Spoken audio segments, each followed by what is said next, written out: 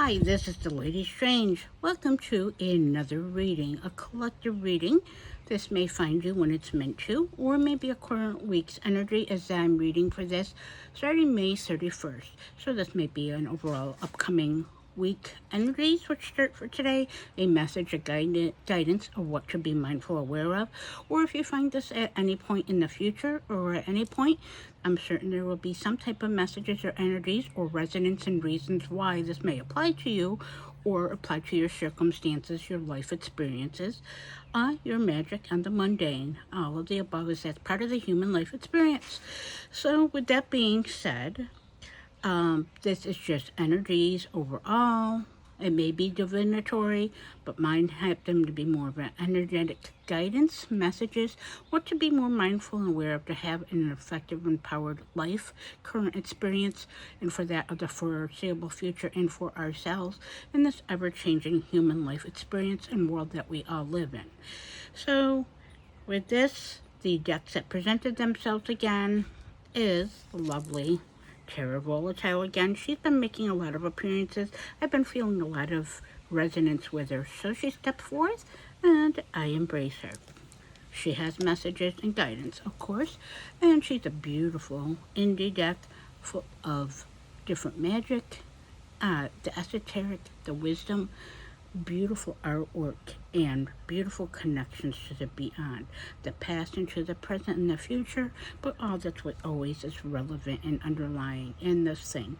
Things are always not what meets the eye, and that's going to be part of what the message I'm being guided towards of giving.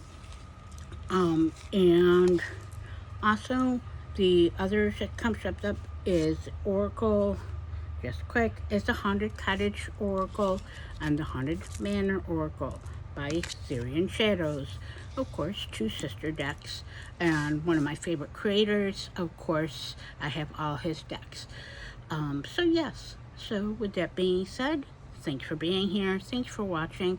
I enjoy filming out here in my lovely woodsy backyard, as I'm not a green witch, I'm not a gardener.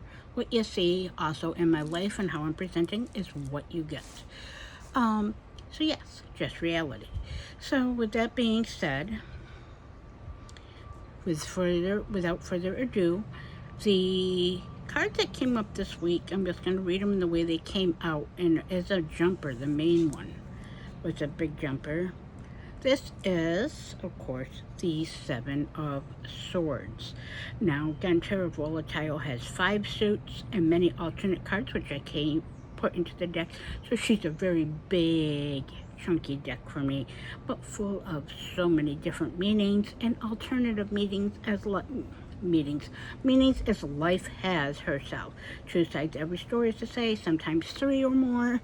It all depends on perception and perspective and what is true or what might be altered and in between, much like the Seven of Swords. Now, the Seven of Swords, many think that this is one or others getting an upper hand, or situations getting an upper hand on you or getting more control over you. Yes, that possibly can certainly be. It can be very deceitful energies, very things like thievery, things being stolen, whether it is your intellectual knowledge and purposes.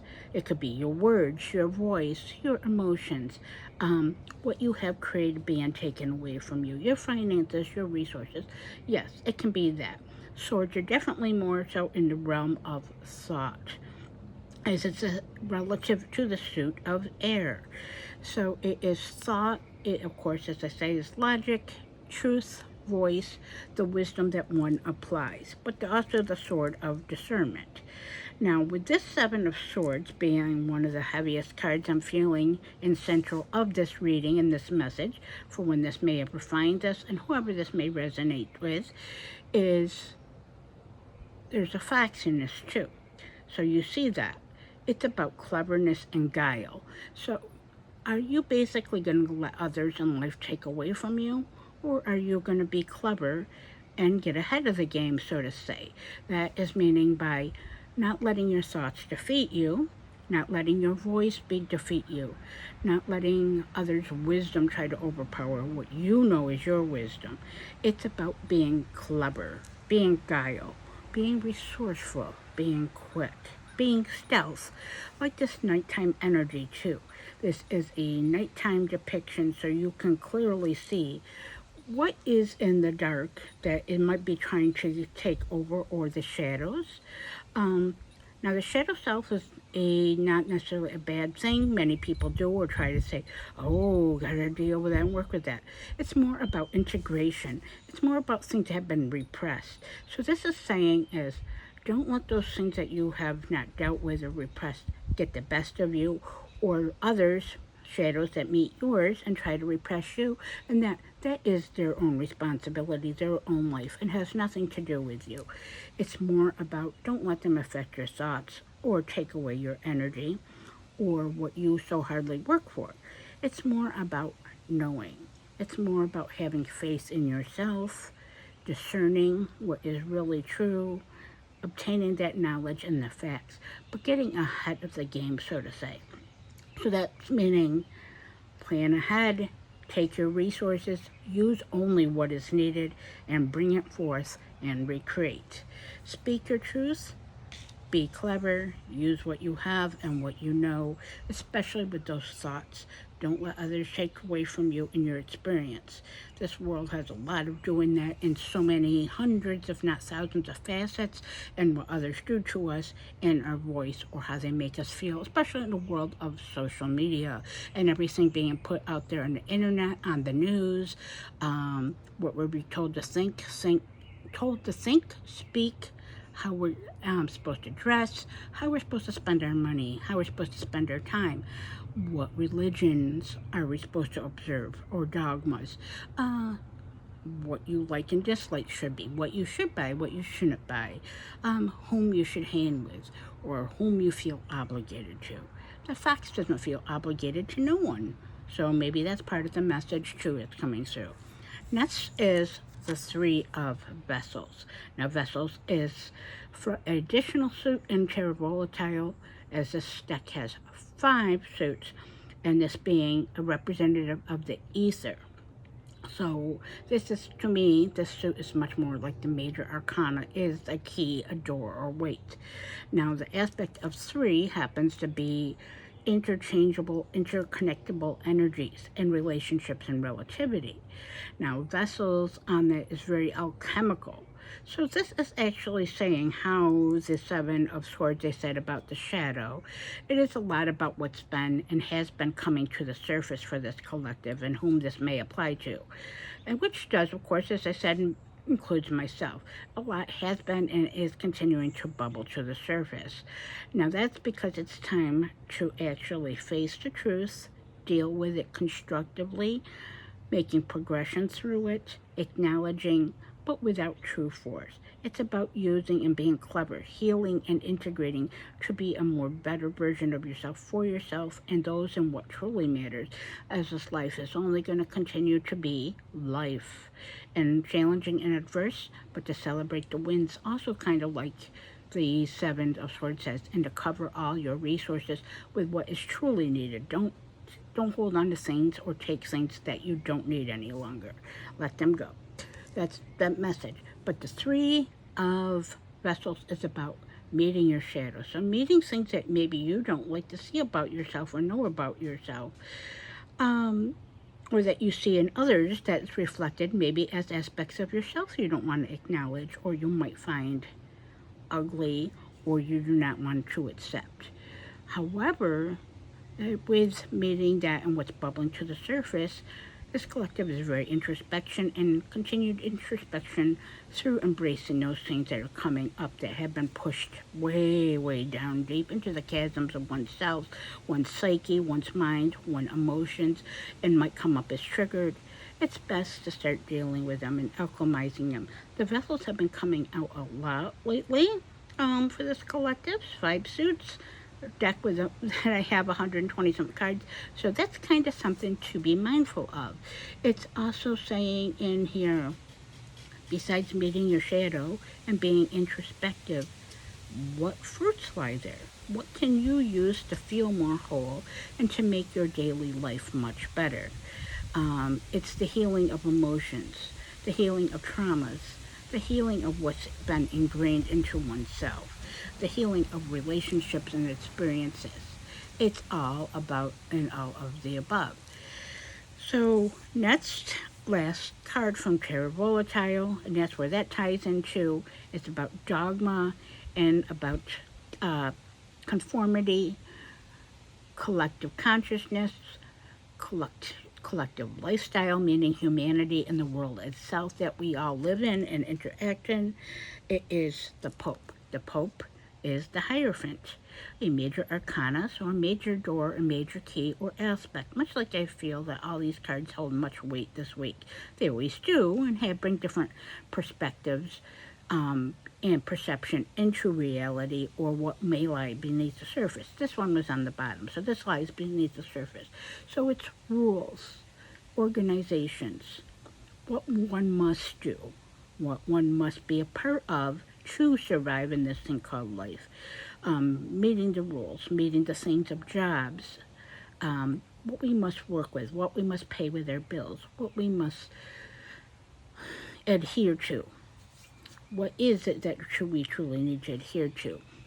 So it is a lot of this collective, if you're watching tarot or you work with magic, you're a practitioner of some sort, or just an alternate spiritual path or atheist or anything for that matter that might be more unique and outside of what is considered the regular conformist sheep herd mentality, which the Pope can certainly do, as he's very dogmatic and wants things to be a certain way. But the Pope can also be about marrying the above and the below. That means the outer and the inner of that, our upper world, our underworld experiences like the psyche, the emotions, and the repressed thoughts and actions, and what we're actually truly, what our perceptions are, and what we truly need to have perspective on of acknowledgement and processing to continue to heal and empower oneself. There is just so much there in the aspects of the shadow, of what you truly have hidden. What potentials do you have locked?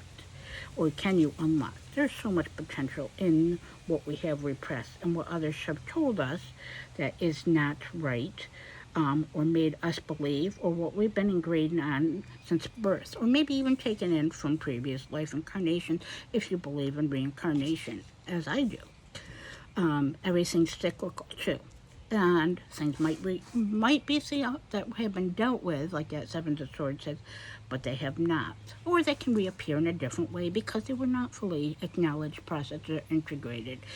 The world often has many people in our lives, whether it's parents, it's family, it's friends, it's bosses, it's the church, so to say. The church being the big religions, of course. I'm sure most of you have been part of that. No 100% disrespect, that's just not me. I'm a left-hand passer. But basically, it's finding your own belief system, your own faith, being the Pope and using it in a constructive way, not having it as a forceful imposed dogma and let it rolling over your life and experience and telling you that you're sinful, you're wrong for thinking, feeling, or acting this way, because we each have our own moralistic code and what we live by, or at least we should. But it looks different for each of us, as we're each just different. We should embrace our humanity, our uniqueness, our experiences, and what is truly right for us. So instead of being the adhering dogmatic Pope, maybe perhaps it's time to you be more clever with your belief systems, whether they are spiritual, magical, or whether they're just your life experiences and what you want to bring forth, building new belief structures. And with that being said, because there is a lot of heavier belief system and things that are still coming to the surface and we're being faced with, whether front and center or whether outside that we're seeing, or even within that we're integrating. And with that Seven of Swords, things trying to get the best of us or the one up on us, when we should be the ones just doing the best we can, dotting our I's and crossing our T's as a traditional message of the Seven of Swords, but also using our potential. The society and just saying the dogmatic religions of the right-hand path, and the world itself, meaning governments that we live in, life structures, jobs, relationships that tell us who we're supposed to be, that that squelches our potential. No longer hold back your potential. Realize what you have deep within and that you do have, and know and have faith. With that, from the oracles to wrap up this message, as we got the stream. So the stream is water, just like it's a water card. I would obviously the element of water, meaning so flow, emotion, devotion to oneself, relationships, devotion to one's humanity. Lately, I feel the world's been losing so much of the humanity and so much of their grace and bringing things into disgrace. Now, grace is having respect, understanding, manners, being grateful, just acknowledging each other's experiences. You don't have to, it's like, agree with it 100% or at all. But it's also nice just to kind of be like, okay, this is not mine. Yours, what I am living is not yours, but we can live and let live, so to say. The stream is about flow, letting your energies, your magic, your experiences, and what you create flow. Bring forth from your source and let it go outward. Your inner self knows how to operate in the outside world. So have faith in oneself.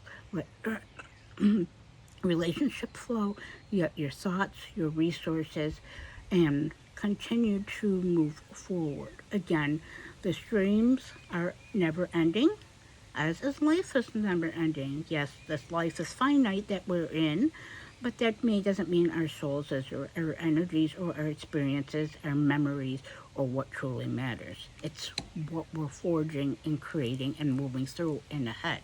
That's the message.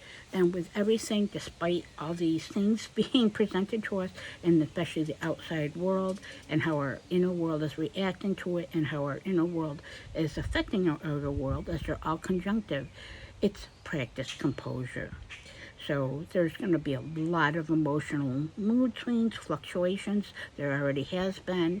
It's about practicing composure through the adverse, difficult situation, the lack and change of finances, the world, the war, health issues, how relationships have changed, how we're going to different stages of our lives.